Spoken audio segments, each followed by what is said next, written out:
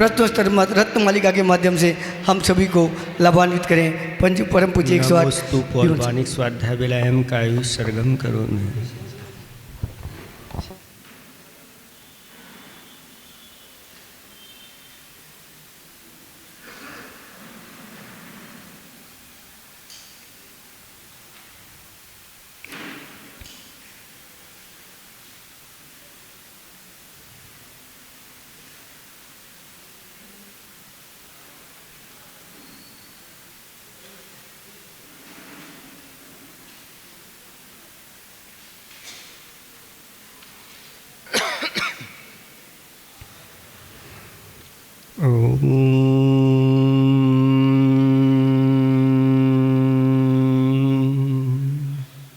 नमः सिद्धेभ्यः। ॐ नमः सिद्धेभ्यः। ॐ नमः सिद्धेभ्यः। मंगलम भगवान वीरो मंगलम गौतमो गणी मंगलम कुंदकुंदार्यो जैन धर्मोस्तु मंगलम। सर्वमंगलमांगल्यम सर्वकल्याणकारकम पिधानं सर्वधर्माणां जैनं जयतु शासिनं। पिणिपत्वर्धमानं विष्णोत्तररत्नमालिकां वक्षे नागनरामरवन्द्यं देवं देवादिपं वीरम्। देवादिदेव 1008। कैवल्य कमलापति श्री आदिनाथ भगवान की। देवादिदेव 1008 घाटोल के बड़े बाबा श्री वासु पूज्य भगवान की। देवादिदेव 1008 वर्तमान शासन नायक महावीर भगवान की जय। परम पूज्य 108 आचार्य पेवर गुरुवर श्री विद्यासागर जी महामुनिराज की। परम पूज्य 108 राजर्षि अमोघ वर्ष महामुनिराज की जय। 3 करोड़ करोड़ मुनिराजों की जय। बोलो परम पूज्य 108 विमल सागर जी महाराज की। बोलो मुनि संघ की। पाठ करेंगे। कह खलु नालंकृते दिष्टा दिष्टार्थ साधन पटीयान कंठ स्थितया विमला विष्णुत्तरत्नमालिकया भगवन् किमुपादेयं गुरुवचनं हेयमपि च किमकार्यं को गुरुरधिगततत्त्वः सत्यहिता बुद्धतः सततं त्वरितं किं कर्तव्यं विदुषा संसार संतते छेदा किं मोक्षतरोर्बीजं सम्यक ज्ञानम क्रिया सहितम। धर्म स्नेही भव्यात्माओं, चौथे नंबर का जो छंद है इसमें प्रश्न किया गया था कि विद्वानों के लिए शीघ्र क्या करना चाहिए। विदुषा त्वरितम किं कर्तव्यम। विद्वानों के लिए शीघ्र, या विद्वान ऐसा भी ले सकते हैं, विद्वान शीघ्र क्या करें। तो संसार संततित छेदा, उस संसार की परिपाटी का छेदन करें। उस संसार की परिपाटी कैसे छेदन होती है, तो आचार्य भगवान कहते हैं कि जैसे ही सम्यक दर्शन की प्राप्ति होती है तो बहुत सारा संसार छिद जाता है, लेकिन पूरा अभी छेदा नहीं है। पूरे छेदने के लिए और भी आगे बताएंगे, क्योंकि कुएं से जैसे पानी निकालते हैं, कुएं को अगर पूरा खाली करना है तो क्या करते हैं, कोई भी इस प्रकार से मशीन मोटर आदि लगा देते हैं और वह खाली हो जाता है। लेकिन पूरा खाली करना मोटर का काम नहीं होता। अब बिना मोटर के उतर करके उसमें पुरसात करके और उसको करना पड़ता, उधर से आता रहता है, उधर से बहुत मुश्किल होता है वो काम। ऐसे ही आचार्य भगवान कहते हैं कि सम्यक्त के द्वारा अपने संसार का छेद कर दो। सम्यक दृष्टि कैसा होता है, उसकी चर्या कैसी होती है, तो इन 8 अंगों के माध्यम से उसकी चर्या देखी जाती। और भी गुणा भी कहेंगे, अष्ट गुणा ऐसा करके सूत्र आता है कि सम्यक दृष्टि के 8 गुण होते हैं। इन गुणों के माध्यम से भी उसकी पहचान हो जाती है। कल आपको बताए थे वो गुण कौन से होते हैं। पिशम भाव उसके अंदर होता है। पिशम भाव का अर्थ होता है कि उसकी अनंतानुबंधी संबंधी कसाओं का उदय नहीं होना। बाकी कसाओं का उदय होता है, फिर भी उनमें तीव्रता नहीं लाता, यानी वह अपने साम्य इस प्रकार के पिशम भाव को लेकर के चलता है। फिर पिशम के बाद संवेग आता है। संवेग का अर्थ होता है धर्म, और धर्म के फलों में वह हर्षित होता है, यानी रत्नात्रय रूप जो धर्म है, अभ्युदय यानी स्वर्ग आदि सुख हैं, निःश्रेष यश यानी मोक्ष संबंधी सुख हैं, ये जिनेंद्र भगवान ने सब कुछ कहे गए हैं। वह इन सब के प्रति अनुराग रखता है, चाहे वह अणुव्रत हो, चाहे महाव्रत हो, आदि आदि, इन सब के प्रति उसका अनुराग होता है। भले वह धारण नहीं कर पा रहा है, मान लो असंयम सम्यक दृष्टि कोई है, अपने जीवन में धारण नहीं कर पा रहा है किसी कारणवश, लेकिन अनुराग तो वह रखता है। ऐसा वर्णन आता है कि जो अकृत पुण्य, जो धन्य कुमार का जीव था पूर्व भाव में उसका नाम अकृत पुण्य था। और अकृत पुण्य, उसका पुण्य इतना क्षीण था कि जब उसका गर्भ में आया तभी से उस परिवार, जो पूरा वहाँ का जो मुखिया था, धीरे धीरे वह सब कुछ चला गया और घर के भी सदस्यों की मृत्यु होती गई।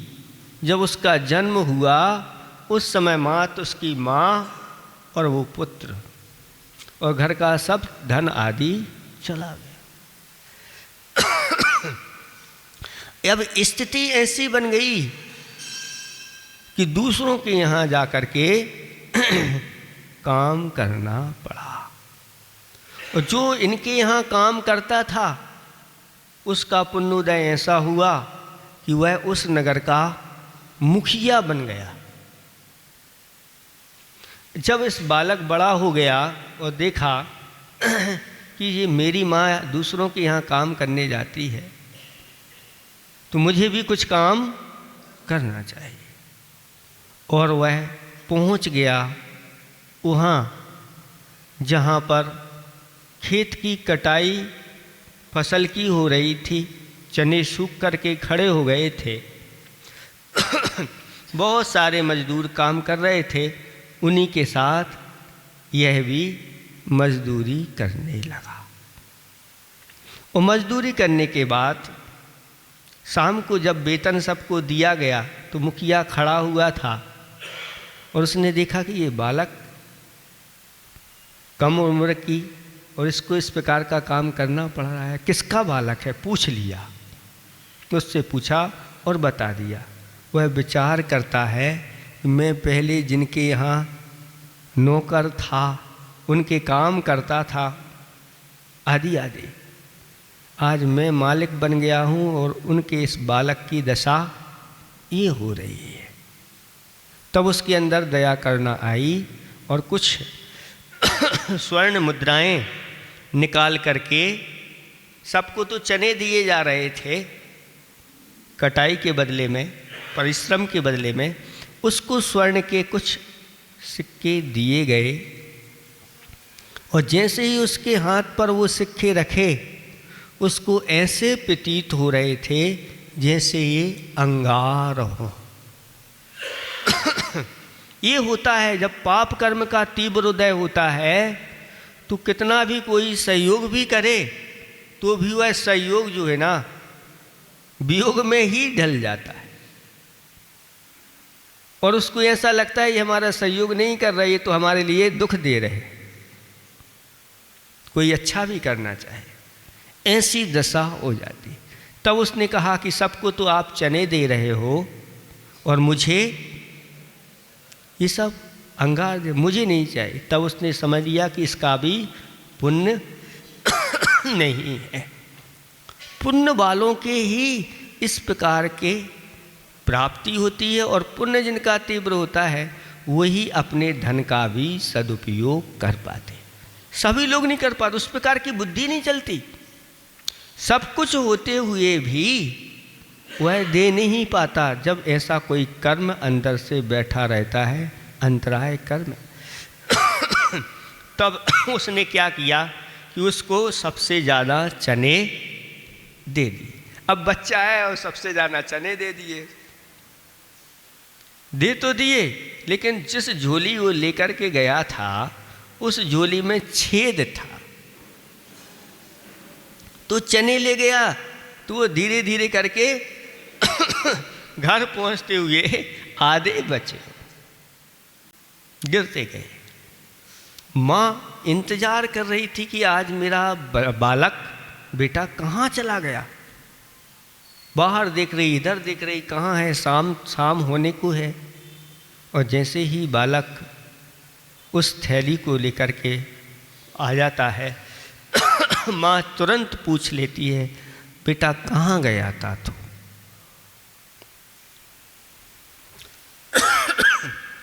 और जैसे ही कहता है कि माँ मैं मजदूरी करने के लिए गया था। कहाँ गया था? मैं उनके खेत पर गया था। तो माँ की आँखों में से आंसू आ जाते और कहती है माँ चल बेटा चल, अब मुझे ऐसे स्थान पर नहीं रहना कि जो हमारे यहाँ काम करते थे उनके यहाँ ही अब मुझे मेरे बच्चों को काम करना पड़े।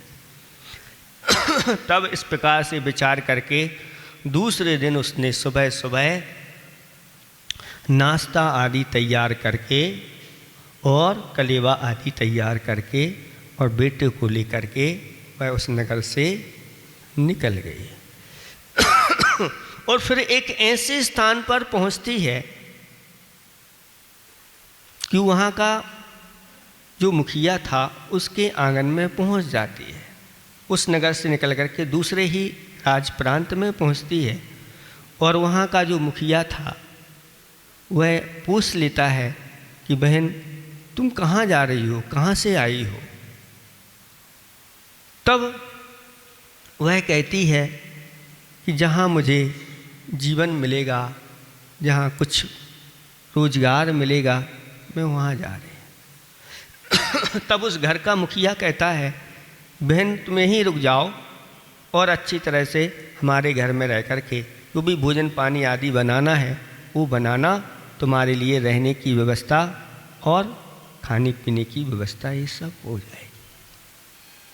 तब वह वहीं एक पास में ही कुटिया में वह रहने लगी। घर का भोजन पान आदि बर्तन आदि मांजने का जो कार्य है वो करती। बालक जो गायें थी उन गायों को, उनके बछड़ों आदि को लिए चराने के लिए बालक प्रतिदिन जाला था। उस घर में क्या होता था, खीर बनती थी। और उस घर के जो मुखिया थे उसके 7 लड़के थे, वो सब खीर खाते थे। ये बालक खीर के लिए रोता था तो उसके लिए वो सब डांटते थे और इसको खीर नहीं। एक दिन यह खीर मांग रहा था और उसको उन लड़कों ने मार दिया, जिसके कारण से उसका जो चेहरा था वह सूज गया। जब उस घर का मालिक आया और देखा कि इसका चेहरा सूजा हुआ है, पूछा ये क्यों हो गया? तो उसने सारी घटना सुना दी। वो घटना सुनाने के बाद उसको भी दया आ गई और कहा, लो ये चावल हैं, ये मीठा है, ये दूध है, तुम ले जाओ और अपनी माँ से कहना कि वो तुम्हारे लिए खीर बनाए। और फिर खूब खीर खाना। तब वह प्रसन्नता के साथ उस सामग्री ले गया और माँ से कहा। तब माँ ने खीर तैयार की और खीर तैयार के उसने कहा माँ ने कि जा बेटा जल्दी आ जाना, इन गायों को छोड़ करके तुम्हारे लिए खीर मिलेगी। वह गायें छोड़ने के लिए जंगल चला जाता है और वापस आता है तो माँ ने खीर बनाई थी। तो वह कहता है, माँ मुझे खीर दो। माँ कहती है, बेटा अभी खीर नहीं खाना। क्यों? वह समझाने लगी कि बेटा हमने पूर्व में दान नहीं किया, किन्हीं मुनिराजों के लिए हमने आहार दान नहीं दिया होगा, उस आहार दान की भी हमने अनुमोदना नहीं की होगी, इसलिए हमें ऐसे दिन देखने पड़ रहे हैं। अब तो अपने यहाँ अच्छी खीर बनी है, सबसे पहले कोई ना कोई अतिथि के लिए ये खीर अपन दें तो अपन का ऐसा ही पुण्य आगे आएगा और अपन के लिए सब कुछ खाने पीने को, अच्छे रहने के लिए सब मिलेगा। यही देहली पर बेटा बैठ जा, मैं पानी भरने के लिए जा रही हूँ। और अगर कोई यहाँ पर आ जाए, साधु महाराज, कोई भी द्वार पर अगर अतिथि आ जाए तो रोक के रख लेना। और हुआ यूँ, पुण्योदय ऐसा आया कि एक रिद्धि संपन्न मुनिराज उनका उसी ओर आना हुआ। उस जब बालक ने देखा कि इनके पास तो कुछ भी नहीं है, ये तो महातपस्वी महाराज लग रहे हैं, इनको तो जरूर रोकना है। और वह खड़ा हो जाता है, महाराज रुकिए, माँ ने बहुत अच्छी खीर बनाई है, आप खीर खा के जाइए। तब महाराज विचार करते हैं, बालक है, अज्ञानी है, लेकिन इसके भाव अच्छे, लेकिन मेरी ऐसी विधि तो है नहीं, हमारी विधि तो पड़गहन आदि की विधि होती है। तब वह मुनिराज धीरे धीरे आगे बढ़ने लगे, लेकिन बालक जो था उसने तो विचार कर लिया था इनको जाने नहीं देना है। और बालक बार बार उनको रोक रहा है, आप महाराज रुकिए रुकिए, इसमें आपका क्या बिगड़ता है, खीर खा के जाओ ना, है आपका क्या बिगड़ता है इसमें। लेकिन मुनि तब सुनने में आता है कि वह महाराज के पैर पकड़ करके, महाराज मैं जाने नहीं दूंगा, बड़ी मुश्किल से तो आप मिले हैं और ऐसे कैसे जाए। इतने में माँ कलसा लिए हुए आ रही थी और देखा तो वह गदगद हो गई और उसने तुरंत वहीं से हे स्वामी नमोस्तु नमोस्तु करके पड़गाहन कर लिया और पड़गाहन करके उन मुनिराज के लिए आहार दान खीर का दिया। बालक वहीं देहरी पर बैठा हुआ और बालक भी अनुमोदना कर रहा था, प्रसन्न हो रहा था और कह रहा था, माँ खीर और दो महाराज को, मेरी तरफ से भी खीर दो। ऐसी अनुमोदना करता हुआ उसने बहुत पुण्य का संचय कर लिया और ऐसा पुण्य संचय हुआ कि मुनिराज ने पूरा आहार कर लिया, लेकिन पात्र जो खीर का था वह ज्यों का त्यों भर। तब देखा कि ये मुनिराज के ही अतिशय से कि सब इतना चलने के बाद भी ज्यों का त्यों भरा। महाराज तो आहार करके चले गए और माँ बेटे ने दोनों ने अच्छी तरह से खूब खीर खाए। खीर खाने के बाद भी वह पात्र ज्यों का त्यों भरा हुआ है। तब विचार किया कि जिनके हम काम करते हैं आज उनको निमंत्रण देने चलते हैं, और उनको सबको निमंत्रण दिया और सबको खीर खिलाई। सब ने भरपेट खीर खाई। उस खीर का तो आनंद अलग ही था। ऐसी खीर वह तो अमृत तुल्य हो गई थी उन मुनिराज के प्रभाव से। जब उन्होंने भोजन कर लिया और वह खाली नहीं हुआ तो ये चर्चा का विषय पूरे नगर में बन गया, और पूरे नगर के लोग आकर के उस खीर को खाने लगे, और उस नगर पूरे के पूरे नगर ने खीर खाई, लेकिन वह खीर समाप्त नहीं हुई। ये ऐसे रिद्धि संपन्न मुनिराज थे, और वह खीर ज्यों की त्यों भरी रखी हुई है, ऐसा होगा। और चर्चा का विषय पूरे नगर में हो गया, और पूरा का पूरा नगर उन माँ और बेटे को बड़ी सम्मान की दृष्टि से देखने लगा। अहो दान, अहो दानी, ये दान के इनका भी कैसा पुण्य उदय, कैसे महाराज इनके यहाँ आहार कर गए। तब दूसरे दिन क्या हुआ कि वह खीर उस दिन तो समाप्त नहीं होती, तो दूसरे दिन अब बासी खीर हो गई। तो बालक कहता है कि मुझे खीर दो, तो बासी खीर खा करके वह गायों और बछड़ों को लेकर के चला गया, और एक वृक्ष के नीचे बैठ गया। अब बासी खीर खाई थी और अच्छी गरिष्ठ खीर थी, और जैसे ही वृक्ष के नीचे बैठा और उसकी निद्रा लग गई। और निद्रा लगी और खर्राटे चालू हो गए। कब घंटों निकल गए पता नहीं चला, और जो पशु थे वो वापस घर चले गए। जब पशु तो आ गए और बालक नहीं आया, तो उसकी माँ ने, जिनके यहाँ काम करती थी, कहा कि आज लौट करके नहीं आया है, जाओ देख के तो आओ कहाँ ये रह गया। तो वह मालिक हाथ में डंडा लिए हुए जंगल की ओर, और जब इसकी निद्रा खुली, अरे पशु कहाँ गए, सब चले गए, कहाँ गए पता नहीं।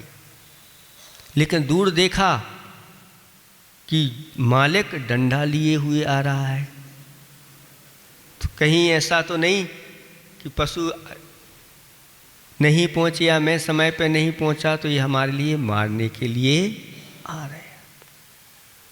तब उसने सोचा कि वापस अब गांव की ओर नहीं जाते हैं, और उसने अपना मुख जंगल की ओर कर लिया, और वहाँ एक पर्वत था, उस पर्वत पर चढ़ गया। और पर्वत पर चढ़ गया, इधर यह ढूंढने के लिए गया, जब नहीं मिला तो ये तो वापस लौट गया। और पर्वत पर चढ़ करके देखा कि उस गुफा में वही महाराज बैठे हुए हैं, और वहाँ पर कुछ श्रावक गण भी बैठे हुए हैं, और महाराज धर्म का उपदेश दे रहे हैं। और महाराज ने धर्म का उपदेश दिया, और उसमें मुनि धर्म का वर्णन किया, श्रावक धर्म का वर्णन किया। और जब ये वर्णन किया कि श्रावक के ये व्रत होते हैं, मुनिराजों के ये व्रत होते हैं, और इसका फल होता है कि जो इन व्रतों को अपने जीवन में अंगीकार करता है, स्वर्ग के वह महारिद्धिधारी देव आदि बनते हैं, और वहाँ सागरों पर्यंत सभी प्रकार के सुख प्राप्त होते हैं। और जब उसने बाहर ही खड़े खड़े इन सब चीज़ों को सुना, तो उसके अंदर उस धर्म के प्रति आस्था जाग गई, और वह विचार करता है कि मुझे भी ये व्रत प्राप्त हो। कब मुझे ऐसे व्रत मिलें जिससे इन व्रतों का मैं पालन करके और ऐसे स्वर्ग के सुख को प्राप्त कर सकूं। महाराज का प्रवचन पूर्ण हो गया, और सभी लोग महाराज को नमोस्तु करते हुए और नमोकार मंत्र का पाठ करते हुए वहाँ से आ रहे थे। और ये इसने भी नमोकार मंत्र सुना तो इसने भी पाठ करना प्रारंभ। अब जंगल से आ रहा था, लोग आगे निकल गए थे, ये पीछे रह गया। और हुआ यूं कि अचानक एक कोई बाघ या सिंह आदि जो भी हो, ऐसा हिंसक जंतु झाड़ियों में से निकला और उसके ऊपर, बालक के ऊपर आक्रमण कर दिया और बालक मृत्यु को प्राप्त हो गया। चूँकि अपने जीवन में पहली बार उसने ऐसा पुण्य संचय कर लिया कि मुनिराज की दान की अनुमोदना कर ली और इधर मुनिराज के द्वारा धर्म का उपदेश सुन लिया और साथ साथ में व्रतों के प्रति भी उसकी आस्था जागृत हो गई और नमोकार मंत्र भी पढ़ रहा और मृत्यु को जैसे ही प्राप्त हुआ और एक अंतर मुहूर्त में जाकर के प्रथम या द्वितीय स्वर्ग में जाकर के महारिद्धिधारी देव बन गया। ये है सम्यक दृष्टि की भावना का फल। तो सम्यक दृष्टि जो होता है वो इनकी भावना तो रखता है निरंतर, भली अभी ले नहीं पा रहा है, कर नहीं पा रहा है, लेकिन उसके लिए धर्म और धर्म के फल में अनुराग हुआ करता है। ऐसा वह सम्यक दृष्टि होता है। ऐसा नहीं कि सम्यक दर्शन हो और वह महाराज को देखना पसंद ना करे, सम्यक दर्शन हो और एकांत से वह आगम को ग्रहण कर ले। नहीं, निश्चय व्यवहार में निपुण होता है। कहाँ पर कौन सा व्यवहार लगाना है और कहाँ पर निश्चय लगाना है, ये उसको श्रद्धा, आस्था, ज्ञान होता है। एकांत से कोई चीज़ ग्रहण वह नहीं करता, ऐसा विषम के साथ और इन दोषों से रहित अपना आचरण करता है, 8 अंगों से युक्त होकर के करता है, साथ साथ में निर्वेद भाव भी वह रखता है। ये गुण है उसका। निर्वेद का अर्थ कल बताया था, संसार, शरीर और भोगों से वह आसक्त नहीं होता। ये निर्वेद की भावना उसके अंदर रहती है। डरता रहता है कहीं मेरा ऐसा ना हो जाए, आयु बंद हो जाए, मैं दुर्गति का पात्र हो जाऊं। इस प्रकार की बात। सम्यक दृष्टि अपनी निंदा भी करता है।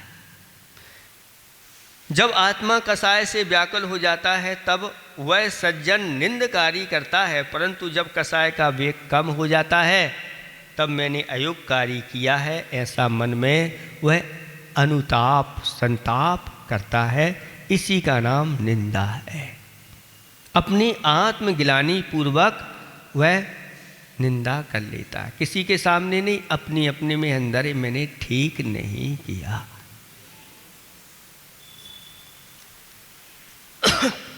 ये क्यों दोष लगते हैं? प्रमाद के कारण से लग जाते हैं, असंयम के कारण से लग जाते हैं, कसाय के उदय के कारण से लग जाते हैं, अज्ञान के कारण से ये पाप हो जाते हैं, विषयों में प्रवृत्ति हो जाती है, ऐसे निंद परिणाम आदि हो जाते हैं, तो वह अपनी निंदा करता है। प्रतिदिन आप लोगों के लिए 24 घंटे में जो पाप लगते हैं उनकी निंदा आप कब करते हैं? तुरंत के तुरंत तो निंदा कर लेना चाहिए। कोई भी पाप अपने से हो जाता है, तुरंत अगर अंदर ही अंदर हम पश्चाताप करने लगते हैं, वो हमारा गाढ़ स्थिति नहीं पड़ती इसकी स्थिति ढीली हो जाती है। फिर निंदा के बाद फिर गरहा की जाती है। अपने दोषों को विनयपूर्वक गुरुजनों के चरणों में जाकर के निवेदन कर देना, ये गुरु के साक्षी पूर्वक। अगर यहाँ गुरु नहीं रहते तो कौन है फिर? भगवान है। तो भगवान की साक्षी पूर्वक अपनी गरहा कर लेना चाहिए। आलोचना पाठ बहुत अच्छा पाठ है प्रत्येक जैन श्रावक भाई के लिए। अभी जिनके लिए मान लो जिन्होंने प्रतिमाएँ आदि नहीं ली हैं उनके लिए प्रतिदिन आलोचना पाठ करना चाहिए। 24 घंटे में एक बार तो अपने किए हुए पापों की निंदा गरहा आलोचना कर लेना चाहिए। ऐसा वह सम्यक दृष्टि होता है। इसके बाद एक भक्ति भी उसका गुण है। पंच परमेष्टि में अथवा 9 देवताओं में और भी जो जो गुण होते हैं, सम्यक दर्शन है, सम्यक ज्ञान है, सम्यक चारित्र्य है, सम्यक तप है, इन सब में वह भक्ति करने वाला होता है। वह उसका एक गुण है। सच्चे देव शास्त्र गुरु के साथ साथ इन सब का भक्त होता है और भक्ति भी वह करता। आप लोगों को बताया था वह जटायु पक्षी सम्यक दृष्टि हो गया था।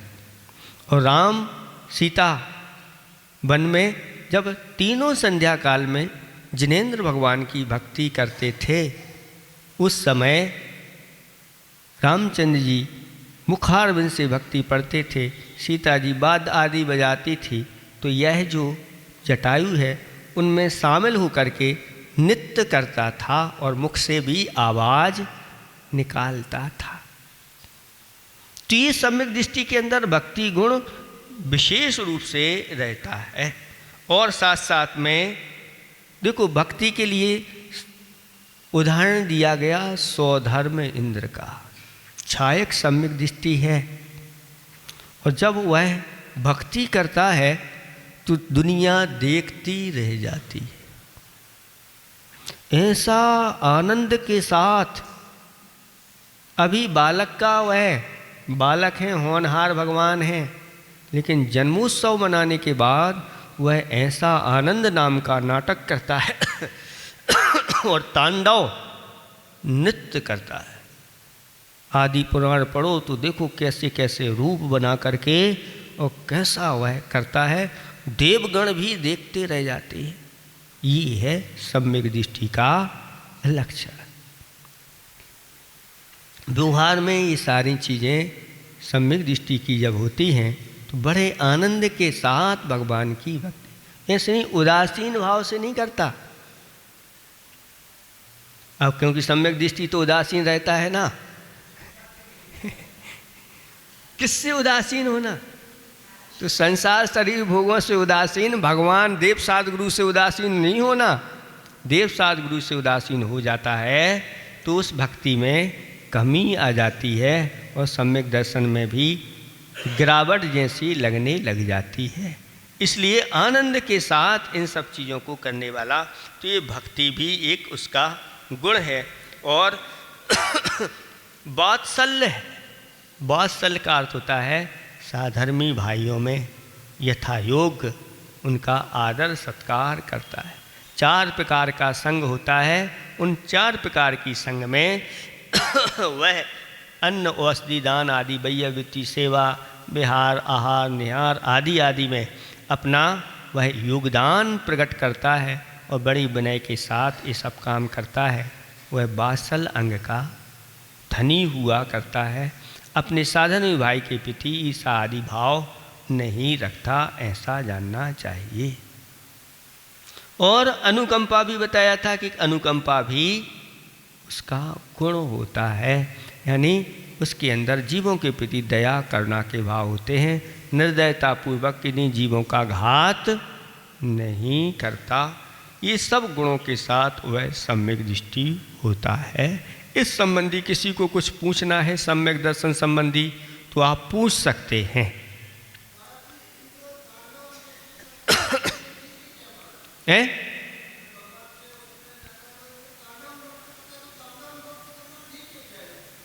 तांडव नृत्य का अर्थ होता है कि अपना विशाल रूप बना करके, तांडव ऐसा नृत्य नहीं कि कोई दुनिया को मतलब खराब है, वो अच्छा पेशम भाव के साथ तांडव करते ऐसा नहीं, क्रोध में रोष में आके करता है ऐसा नहीं। इतनी अंदरंग की उमंग उसकी रहती है कि जितनी उसके पास विक्रिया करके रूप बनाने के जैसे नृत्य के जैसे रूप होते हैं, अच्छे से अच्छे हाव भाव करके लोग करते। ऐसे कई प्रकार के हाथों को बना करके, हाथों पर भी अप्सराओं को लेकर के उन पर नृत्य करते हुए आदि आदि, ये सारी चीज़ आप पढ़ो वर्णन उसका, कैसा अद्भुत वर्णन है। ऐसा वह हुआ करता है, ऐसा जानना। इस संबंधी किसी को कुछ पूछना तो नहीं?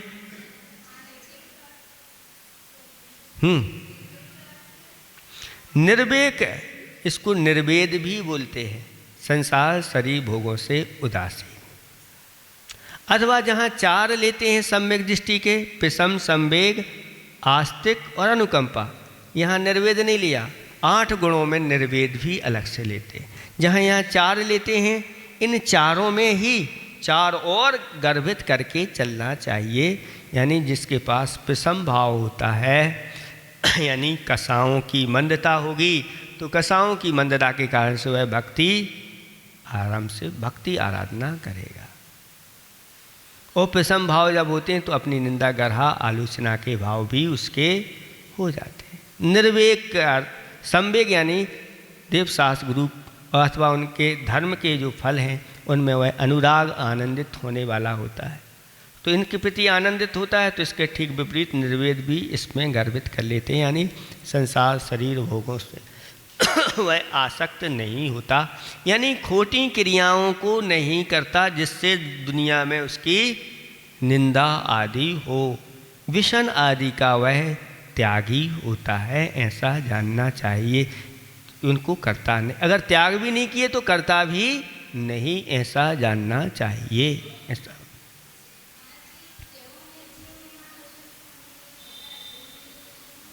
जिन महिमा में जिन बिंब दर्शन भी हो जाता है, और जहाँ जिन बिंब दर्शन लिए हैं वहाँ जिन महिमा भी गर्भित होकर के चलती है क्योंकि जिन महिमा जिन बिंब से भी बढ़कर वह सारी चीज़ें दिखाई जाती हैं, इसलिए बहुत ऊंचा हो जाता है। उसमें ये भी जिन बिंब भी गर्भित कर लेना चाहिए क्योंकि शास्त्रों में वर्णन आता है कि नंदीश्वर में उन जिन बिंबों के दर्शन करते हुए उनकी भक्ति पूजा आराधना करते हुए देव भी लखत हो सम्यक धर्म होन बावन पितमा नमो सुख करम, ऐसा आता है कि उनकी प्रतिमाओं के दर्शन करते हुए सम्यक दर्शन की प्राप्ति हो जाती है।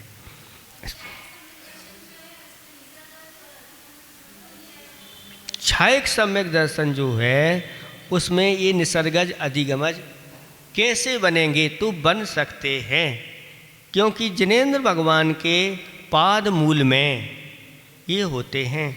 तो जिनेंद्र भगवान को उनके पाद मूल में इस प्रकार की विशुद्धि बढ़ी तो हो सकती है, जिन महिमा के माध्यम से होता।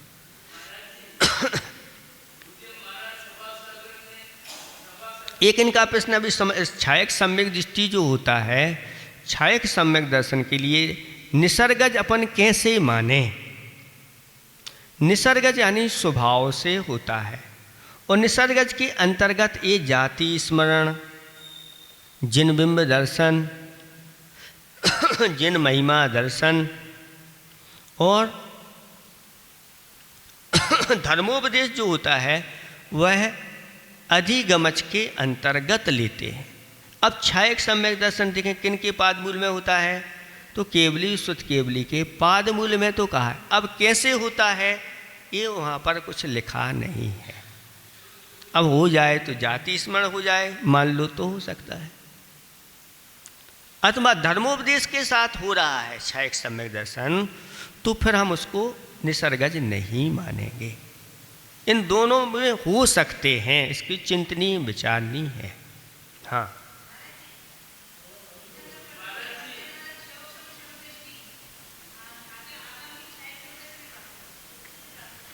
आगे छायक सम्यक दर्शन के जैसे क्षोभसम सम्यक दर्शन के साथ कुछ जीव ऐसे हैं जो नरकों में चले गए। चूँकि जब जिनको तीर्थंकर प्रकृति का बंध हो जाता है उनके लिए क्षयोपसम सम्यक दर्शन के साथ हो, तो अंतर्मूर्त के लिए उनका यह क्षयोपम सम्यक दर्शन छूट जाता है। तीर्थंकर प्रकृति की सत्ता इनके अंदर विद्यमान रहती है और उस नरक में पहुंच करके फिर पुनः ये क्षयोपम सम्यक दर्शन से युक्त हो जाते हैं और तीर्थंकर प्रकृति का भी बंध निरंतर चालू होता है। अब जी जब नरकों से निकलते हैं तो क्षयोपम सम्यक दर्शन के साथ निकलते हैं और जीवन पर्यंत क्या हुआ, अब तीर्थंकर प्रकृति तो बंद है ही, अभी क्षयक सम्यक दर्शन कैसे प्राप्त करेंगे? क्या इनको किसी का पादमूल चाहिए? तो कहते हैं नहीं, ये अपवाद मार्ग है, ये अपने ही पादमूल में क्षयक सम्यक दर्शन जब दीक्षा धारण करते हैं तो इस प्रकार की विशुद्धि होती है, ये मन पर्याय ज्ञान भी प्राप्त कर लेते हैं और क्षयक सम्यक दर्शन भी अपने ही पादमूल में प्राप्त कर, इनको किसी की पादमूल की आवश्यकता नहीं पड़ती।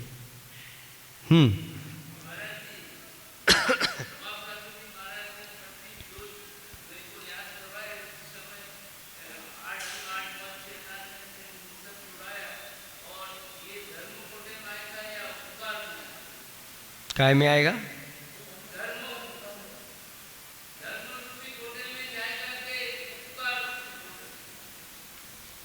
गुरुओं का उपकार है, लेकिन गुरुओं ने जो उपकार किया है वाणी के माध्यम से आपको धर्म का पान कराया, तो ये उनका धर्म भी कहलाएगा और उपकार भी कहलाएगा, दोनों उसमें गर्वित हो जाए। हाँ देखो, कहीं कहीं वर्णन जब आ जाता है तो लोगों को ऐसा लगता है कि हम सम्यक दृष्टि हैं कि नहीं। जैसे आप लोग 6 ढाला में पढ़ते हैं ना, मैं सुखी दुखी मैं रंग राव, मेरे धन गोधन प्रभाव, मेरे सुत ते मैं सबल दीन, बेरूप सुभक मूरख प्रवीण। इस प्रकार से कोई मानता है तो ये तत्व की उसकी भूल है। तत्व की भूलें बताई हैं द्वितीय ढाल में, तो ये जीव तत्व की भूल या अजीव तत्व की भूल है। तो जो ऐसा करता है वो सम्यक दृष्टि नहीं। मैं दुखी हूँ, मैं सुखी हूँ, मैं गोरा हूँ, मैं काला हूँ, मैं दीन हूँ, मेरे पुत्र मेरे मित्र आदि, तो वो सम्यक दृष्टि इस प्रकार से करेगा तो होगा कि नहीं?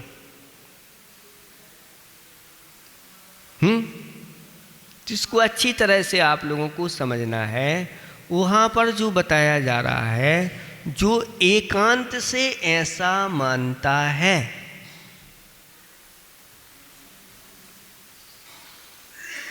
वो सम्यक दृष्टि वहाँ नहीं, ये तत्व की भूल है। सम्यक दृष्टि जो है ना, अनेकांत धर्म को स्वीकार करता है और व्यवहार में ये सुखी होना दुखी होना, मैं सुखी हूँ मैं दुखी हूँ, मेरे पुत्र हैं मित्र हैं घर हैं आदि आदि, ये मेरा वैभव है ये सब मानता है। चक्रवर्ती जैसे ये 6 खंड मेरा है, 6 खंड का मैं स्वामी हूँ, क्षयक सम्यक दृष्टि है। और ये मेरे पुत्र हैं, ये मेरी पत्नियां हैं, ये मेरी रानियां हैं, क्षयक सम्यक दर्शन के साथ वह स्वीकार कर रहा है, लेकिन एकांत से नहीं, ये व्यवहार से मेरे हैं। निश्चय से तो मेरे कर्म भी नहीं है, लेकिन व्यवहार से कर्म नो कर्म शरीर आदि ये मेरा है, मेरा घर है, मेरा शरीर, मेरे वस्त्र, मेरे आभूषण, मेरी पत्नी, मेरे पुत्र, मेरे भाई कुटुंबी, ये सब स्वीकार करते हुए भी वह सम्यक दृष्टि रहता है। बस वहाँ जो वर्णन किया गया है वो एकांत से अगर जो इस प्रकार से बना लेते हैं, और दूसरा उन्हें मत नहीं, सिद्धांत नहीं, जिन्हें भगवान की वाणी के ऊपर और मिथ्यात्व से युक्त जो इस प्रकार की क्रियाएं करते हैं, उनकी बात लिखी गई है, ना कि सम्यक दृष्टि की बात लिखी।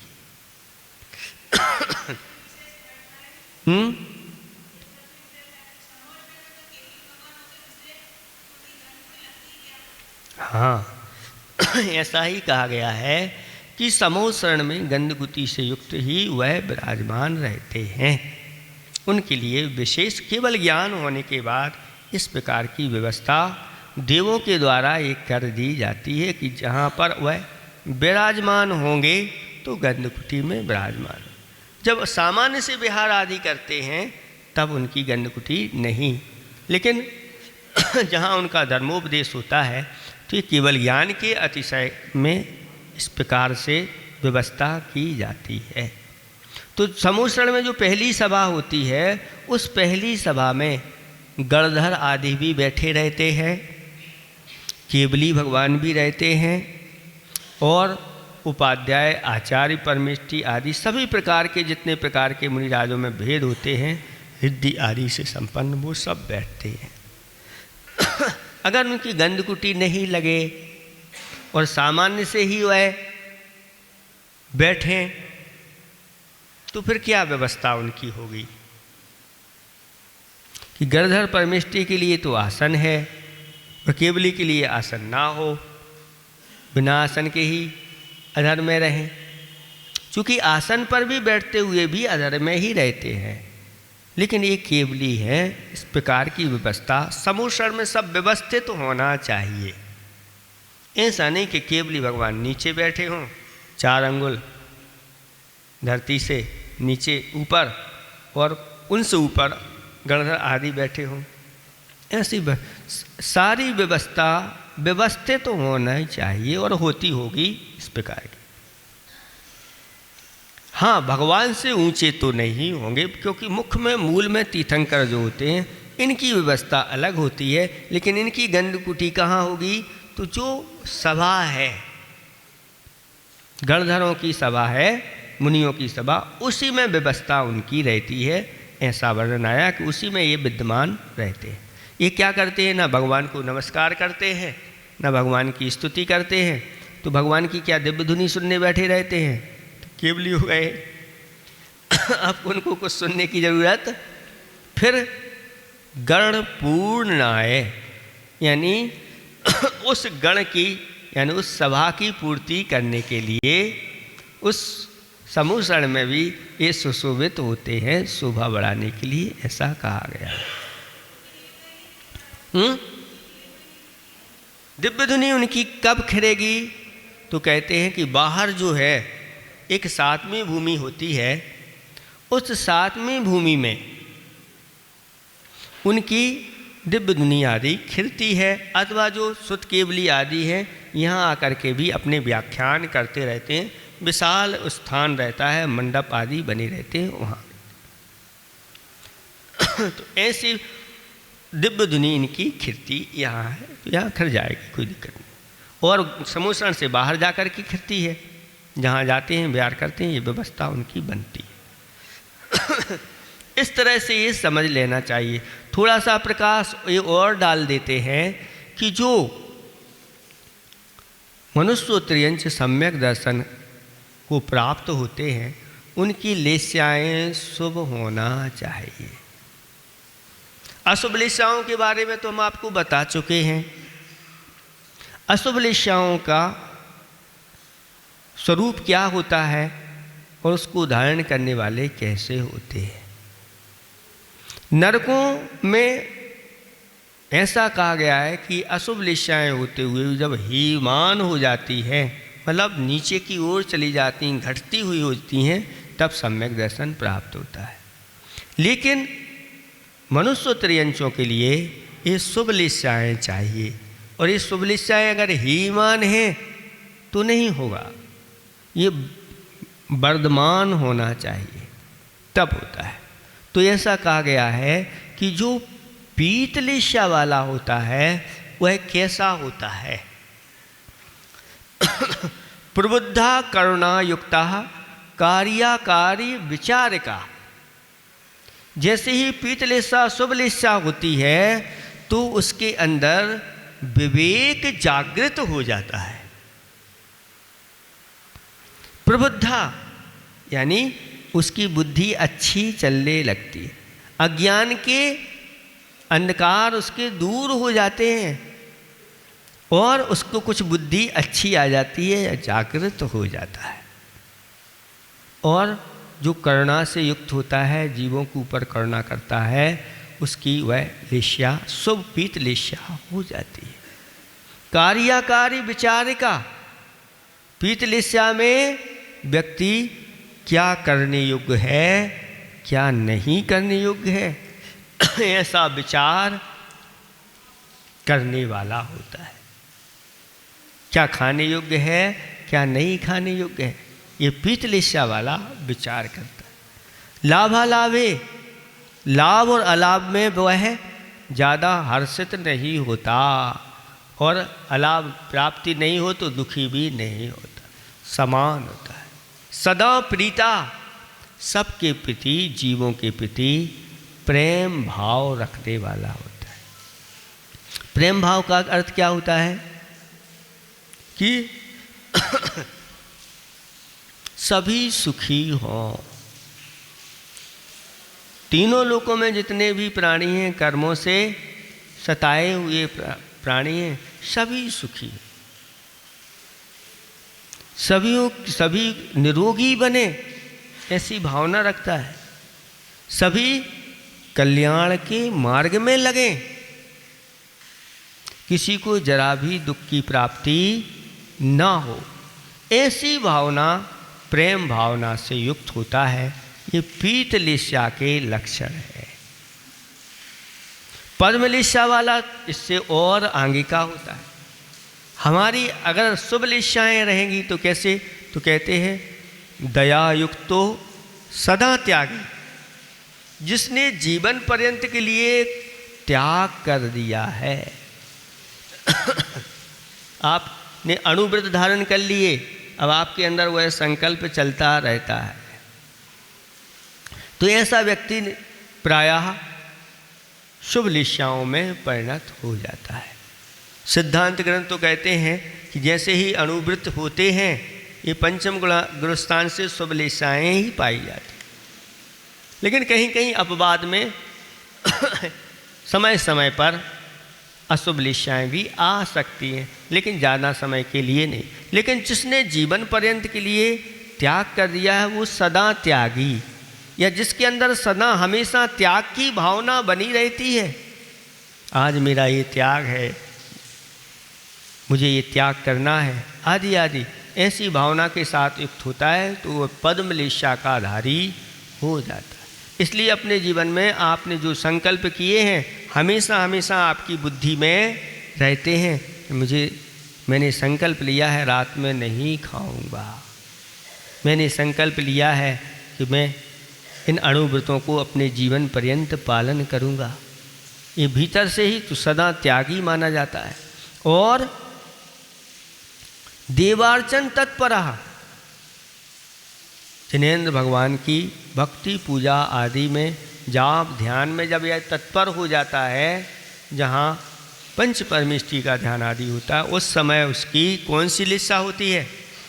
पद्म लिस्या का स्वामी वह होता है।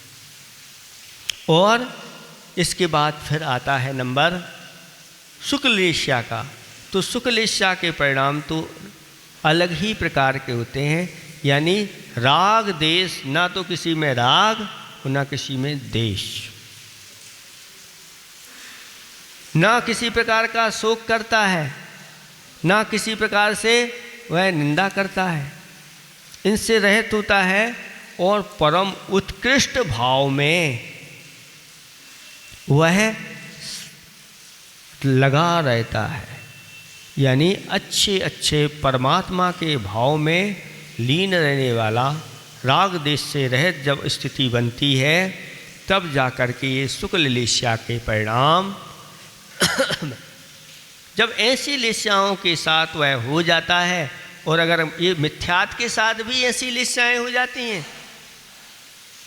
पहले गुणस्थान में 6 लिस्याएँ हो सकती हैं मिथ्यात्व के साथ। जब कसाएँ मंद हो जाती हैं तो ये शुभ लिस्याएँ मिथ्या दृष्टि जीव के भी हो जाती हैं। और जब ऐसा मिथ्या दृष्टि ऐसी शुक्ल आदि शुभ लिस्याओं से युक्त है, पीठ पद्म शुक्ल लिस्याओं से, उस समय अच्छे परिणाम करता है, तो वह सम्यक दर्शन को प्राप्त करके सम्यक दृष्टि बन जाता है। तो इस प्रकार के भाव से युक्त हमें अपने आप को बनाना चाहिए, जिसके माध्यम से हमारा जीवन अच्छा बने। इस तरह से आज ये आपका सम्यक दर्शन का प्रकरण पूर्ण हो गया। इस संबंधी किसी को और कुछ पूछना हो तो पूछ सकते हैं। कल से फिर हम अगला प्रश्न चालू करेंगे। अभव्य को भी शुक्ल लेशा हो सकती है, कोई बाधा नहीं। आपको हम बता दें, एक अभव्य जीव हैं और उन्होंने मुनि व्रत धारण कर लिए, मुनि व्रत धारण कर लिए और बाहर से पूरे अपने मूल गुणों का पालन भी करते हैं, अभव्य हैं।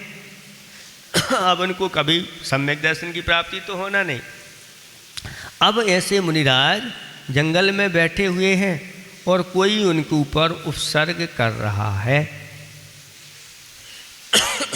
और यह समता के साथ किसी से न राग न द्वेष, शुक्ल लेशा में परिणत हो गए और आयुबंध कर लिया नोवे ग्रेविक का, और उपसर्ग के साथ मृत्यु को प्राप्त हो गए। कहाँ उत्पन्न हुए? नौवे ग्रेविक तक। अभव्य भी नौवे ग्रेविक तक जा सकते हैं। और नौवे ग्रेव में गए तो किसके बल से गए? शुक्ल लेशा के परिणाम से गए। क्योंकि स्वर्गों में ऊपर जाने के लिए लेशा और सहनन दो चीज़ें चाहिए। अगर आपके पास शुक्ल लेशा है और अगर सहनन नहीं है उस प्रकार का, तो आप नीचे के उसमें उत्पन्न हो जाओ। जहाँ तक शुक्ल लेशा होती है और सहनन होता है वहाँ तक तो पहुँचा देंगे, लेकिन अगर 16वें स्वर्ग में जाने योग्य सहनन नहीं है और लेशा आपकी है, तो वो लेशा आपको वहाँ नहीं ले जाएगी। या तो लेशा से नीचे आएंगे या फिर जिस लेशा से जहाँ तक जा सकते हैं वहाँ। ऐसा बताया गया है कि अंतिम सहनन वाला अगर ऊपर कहीं जाएगा तो 8वें स्वर्ग से ऊपर नहीं जा सकता, और 5वें नंबर का सहनन है तो वह 12वें तक जा सकता है, और चौथे नंबर का सहनन अगर किसी का है तो 16वें तक। वर्तमान में ये 3 सहनन होते हैं और नीचे के नहीं। अब 16वें स्वर्ग से ऊपर जाना है तो आपको नीचे वाले यानी पहले, दूसरे या तीसरा कोई सहनन हो वही जा सकता है। चौथे सहनन वाला 16वें से ऊपर नहीं जा। तो उस सहनन के साथ लेशा के परिणाम होते। तो ये मुनिराजों के लिए, अभव्य के लिए भी ये हो सकती है शुक्ल लेशा। पहले से लेकर के चौथे गुणस्थान तक 6 लेशाएं पाई जाती हैं। पंचम गुणस्थान से लेकर के 7वें गुणस्थान तक पीत, पद्म और शुक्ल लेशा। 8वें गुणस्थान से लेकर के ऊपर गुणस्थान वालों में जहाँ तक लेशा होती है मात्र एक शुक्ल लेशा हुआ करती है। ठीक है, समय आपका हो गया। कल से नया प्रश्न प्रारंभ करेंगे।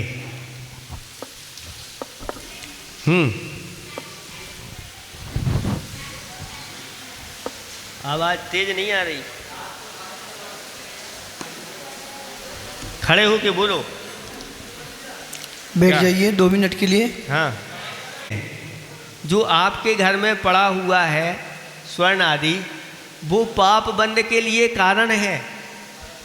और कभी अगर रास्ते में आपको सोना मिल गया तो कहते हैं अशुभ होता है, और अगर आपका सोना कहीं गिर गया तो भी अशुभ होता है, और अगर वासु पूज्य भगवान के गर्भालय में लग जाए तो महाशुभ होता है।